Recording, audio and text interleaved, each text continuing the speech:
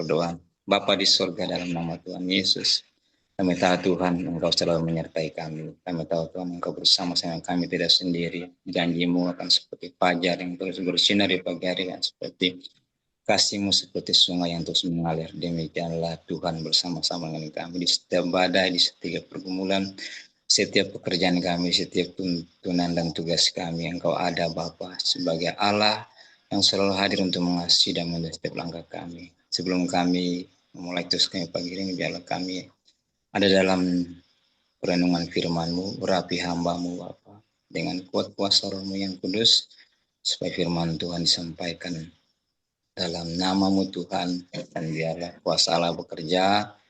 Kami membaca merenungkan firman Tuhan pagi hari ini, kami dikuatkan, kami dimampukan untuk menjalani setiap aktivitas kami sepanjang hari ini. Biarlah firman-Mu selalu meneguhkan iman dan percaya kami Bapa. Kami bersyukur di pagi hari ini ya Tuhan. Ya Bapa di sorga, biarlah kebenaran firman Tuhan dan menjadi makanan rohani bagi tubuh rohani kami dan menuntun setiap langkah kami Bapa. Urapi hamba-Mu dengan kuasa Roh yang kudus. Di dalam nama Tuhan Yesus pagi hari ini kami berdoa mengucap syukur merenungkan firman Tuhan di pagi hari ini. Haleluya. Amin. Shalom Bapak Ibu, saudara-saudara, hamba-hamba Tuhan, Kingdom Family yang diberkati oleh Tuhan. Baik, kita akan membacakan dan merenungkan kebenaran firman Tuhan yang saya ambil dari kitab Kolose pasal 1 ayat yang ke 20 sampai dengan 23. Kitab Kolose pasal 1 ayat 20 sampai 23 dengan tema yang ditetapkan oleh Kingdom Family atau pengurus dengan tema dinamika iman yang konsisten dalam menghadapi pergumulan. Kolose pasal 1 ayat 20 sampai 23, demikian firman Tuhan. Dan oleh Dialah ia memperdamaikan segala sesuatu dengan dirinya, baik yang ada di bumi maupun yang ada di sorga. Sesudah ia mengadakan pendamaian oleh darah salib Kristus. Juga kamu yang dahulu hidup jauh dari Allah dan yang musuhinya dalam hati dan pikiran, seperti yang nyata dari perbuatanmu yang jahat. Sekarang diperdamaikannya di dalam tubuh jasmani Kristus oleh kematiannya, untuk menempatkan kamu kudus dan tak bercela dan tak bercacat di hadapannya. Sebab itu kamu harus bertekun dalam iman, tetap teguh dan tidak bergoncang, dan jangan mau digeser dari pengharapan Injil yang telah kamu dengar, dan yang telah dikabarkan di bawah seluruh alam di bawah langit. Dan aku ini Paulus telah menjadi pelayannya. Demikian jauh pembacaan atau perenungan firman Tuhan bagi kita di pagi hari ini. Shalom, Bapak Ibu, saudara-saudaraku atau hamba-hamba Tuhan persekutuan yang diberkati Tuhan pada pagi hari ini. Puji nama Tuhan. Pertama-tama sekali saya mengucap syukur atau terima kasih bahwa dalam persekutuan ini masih diberi waktu untuk menyampaikan firman Allah. Nah, dengan firman Tuhan pagi ini dengan tema dinamika iman yang konsisten dalam menghadapi pergumulan, Bapak Ibu Saudara yang diberkati oleh Tuhan, tentunya setiap kita baik di mana saja kita dalam pergumulan atau dalam setiap pelayanan pasti kita temu berbagai macam pergumulan ya, yang seakan-akan menekan, bahkan tidak kita tanggung secara kita tidak mampu seandainya kalau kita berserah semuanya kepada Tuhan. Nah, lewat pembacaan firman Tuhan pagi hari ini ada beberapa hal yang ingin saya temukan, yaitu yang pertama, mari sebagai orang yang sudah ditebus, yang sudah dimenangkan, yang sudah percaya kepada Kristus, pertama-tama mari kita bersyukur. Ya, kita bersyukur karena kita adalah orang-orang yang sudah ditebus dari kebinasaan, dari kehidupan yang sia-sia, ya seperti yang dikatakan oleh Paulus dalam kitab suci atau pembacaan kita pagi hari ini di ayat yang ke-21. Juga kamu yang dahulu hidup jauh ya dari Allah dan yang musuhnya dalam hati dan pikiran, seperti yang nyata dari perbuatanmu yang jahat. Ya, jadi kita patut bersyukur kepada Tuhan. Sebenarnya kita ini orang-orang yang patut dimurkai, patut menerima hal-hal yang tidak baik, tetapi karena Yesus sangat mengasihi kita, ya, dia datang ke bumi, dia mencari kita, dia menebus kita dari setiap perbuatan kita yang jahat yang menuju kebinasaan pada hidup yang kekal. Nah, kita patut bersyukur kita dipindahkan dari ketidakbaikan, dari perbuatan kita yang jahat kepada sebuah kehidupan yang bahagia. Nah, kita di dalam Yohanes pasal 1:12, kita orang-orang yang bukan umat dari bagian, tapi kita karena kita percaya, ya, tetapi semua orang yang menerima diberi kuasa supaya menjadi anak Allah.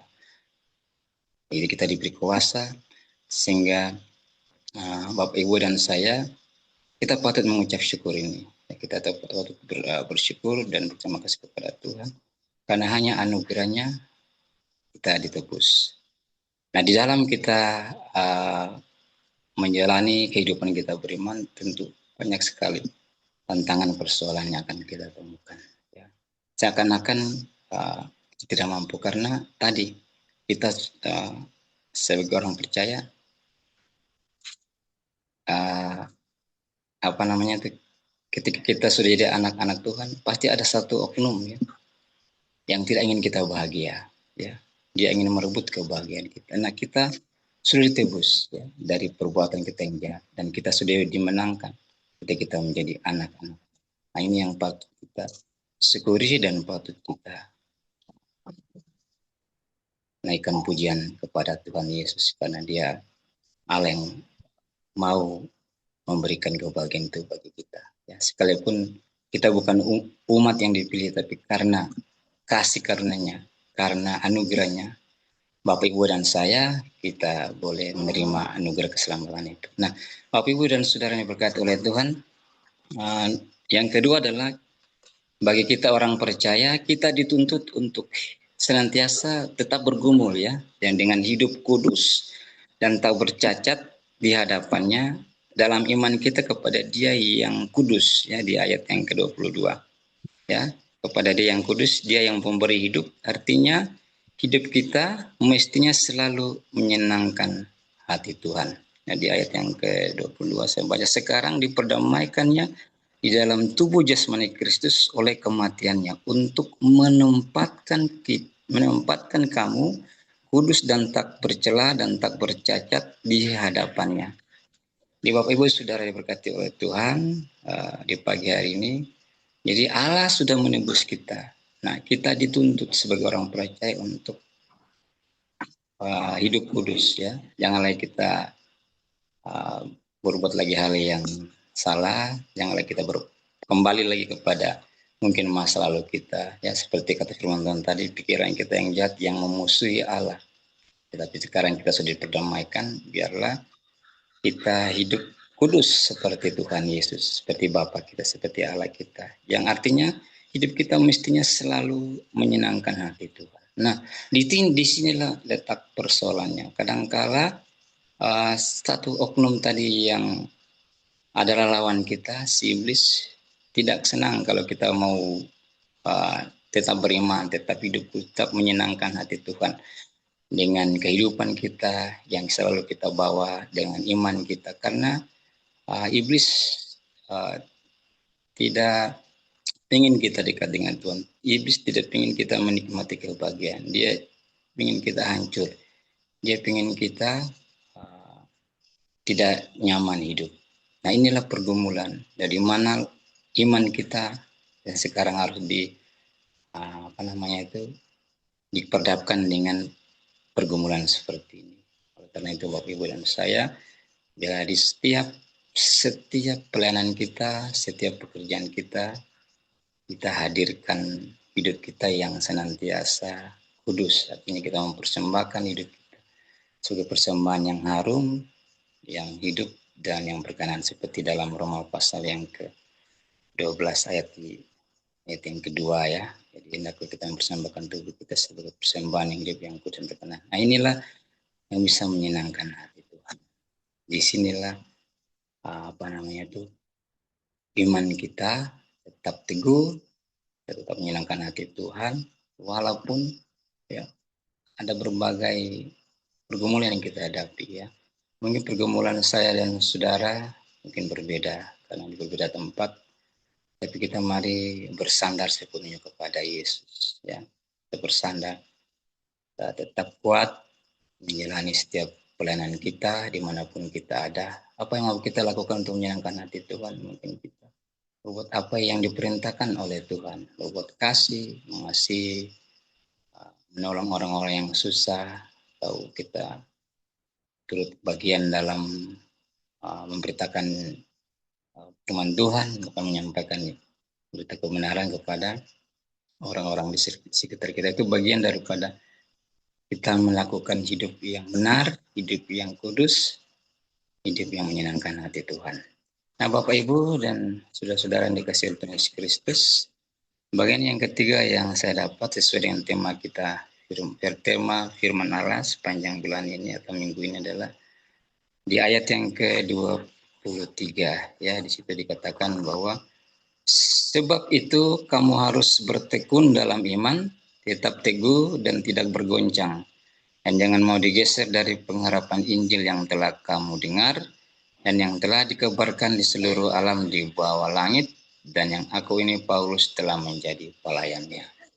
Di Bapak Ibu sudah diberkati oleh Tuhan, di dalam kita tetap konsisten dalam beriman, menghadapi setiap pergumulan. Rasul Paulus menyatakan kita permohonan pagi supaya mari kita bertekun dalam iman, tetap teguh dan tidak mau bergoncang dan jangan mau digeser dari pengharapan Injil. Artinya hidup saya dan saudara mari tetap bertekun dalam iman, dalam apa yang kita lakukan kepada Tuhan. Ya, sebagai tanda kita mengasihi Dia karena Dia lebih dahulu mengasihi kita. Kita tetap teguh dalam setiap pekerjaan pelayanan yang hari ini Tuhan percayakan kepada saya dan saudara, baik kami yang ada di daerah ini maupun Bapak Ibu hamba-hamba Tuhan yang ada di kota atau di mana saja kita ada ya. Jadi ialah dalam setiap pelayanan kita mungkin ada tentangan, ada pergumulan, ada hal yang seakan-akan membuat kita mau tinggalkan ya, mau berbalik daripada setiap pelayanan yang Tuhan percayakan. Tetapi biarlah kita tidak bergoncang ya, kita tidak mudah putus asa, tidak mudah hilang pengharapan ya. Karena Rasul Paulus dengan tegas jangan mau digeser dari pengharapan Injil, yaitu ada harapan ya, ada pengharapan Injil. Artinya hidup kita ketika percaya kepada Kristus, kepada Injil, artinya kita diberi yang tadinya susah, yang tadinya sakit-sakitan, yang tadinya hidup tidak ada arah, jalan kita mau kemana, tapi ketika kita ambil keputusan ikuti Yesus, ada pengharapan Injil, ada pemutarbalikan kehidupan dari hidup yang tadinya tidak bisa bikin apa-apa. Kata orang itu, oh apa yang mau dicapai dengan percaya kepada Kristus, ya. Tapi nyatanya yang saya dan saudara alami sampai hari ini di tengah pergumulan yang kita sama-sama hadapi, ternyata Tuhan itu berjanji untuk memberi pengharapan tadi dalam kita percaya kepada Injil, yaitu kita masih dipelihara sampai hari ini ya, di tengah pergumulan pelayanan kita semua hamba-hamba Tuhan ya. Saya pun dalam pelayanan ini banyak sekali persoalan yang seakan-akan pingin ya mau tinggalkan aja pelayanan ya, mau saja berlari. Tapi ketika ada hamba Tuhan yang memberikan wejangan, memberikan nasihat lewat ayat-ayat firman Tuhan yang dikirimkan ya, itu kembali meneguhkan iman saya supaya tetap ada di dalam ladang pelayanan. Apalagi firman Tuhan pagi hari ini, jangan mau digeser dari pengharapan Injil ya, ayat yang ke-23 ya. Jadi inilah pengharapan kita ya, sia-sia ya kita apa namanya itu hidup di luar Kristus ya. Jadi di dalam Dia ada firman Allah, dalam kita ada ciptaan baru, yang lama sudah berlalu dan kini yang baru sudah ada. Nah, ini yang patut kita dan saudara mengucap syukur. Jadi dahulu Bapak Ibu dan saya, kita tidak ada arah melangkah. Ya, saya juga demikian. Dahulu bagaimana mau melangkah? Ya, tidak ada lagi yang bisa kita harapkan. Tetapi ketika Yesus hadir dalam diri saya pribadi, saya temukan ada secerca harapan atau secerca sinar yang bisa menuntun hidup saya, sehingga hari ini kami masih diberikan kesempatan untuk melayani itu karena pekerjaan Tuhan, dan saya sangat bersyukur buat kasihnya bagi kami ya. Dalam setiap pelayanan kami terus minta topangan dan dukungan daripada hamba-hamba Tuhan, daripada kawan-kawan pelayanan. Jala Tuhan tetap menyertai kami. Jadi ada pengharapan Injil. Jadi Rasul Paulus mengatakan kita bahwa sekalipun di luar sana atau di tempat di mana kita ada ini, ada banyak orang yang hidupnya tidak, artinya mereka tidak ada yang mereka pikirkan. Mereka santai-santai aja hidup. Mereka tidak mengalami tekanan, mereka tidak mengalami hal-hal yang tidak, bagi mereka itu biasa-biasa saja. Tapi karena kita adalah orang yang sudah ditebus, nah kita ini punya apa namanya itu tantangan, oleh karena ada satu oknum tadi ya, si iblis yang tidak suka anak-anak Tuhan hidup bahagia, yang tidak suka orang percaya menikmati janji Allah, janji Bapa dari pemberitaan firman Tuhan. Karena itu ialah firman Allah pagi hari ini terus menguatkan kita ya, bertekun dalam iman, tetap teguh, tidak bisa bergoncang karena ada harapan besar ya dalam pemberitaan Injil. Nah, Bapak Ibu Saudara yang berkat oleh Tuhan, dengan tema ini banyak sekali pergumulan persoalan yang kita hadapi dalam setiap pelayanan.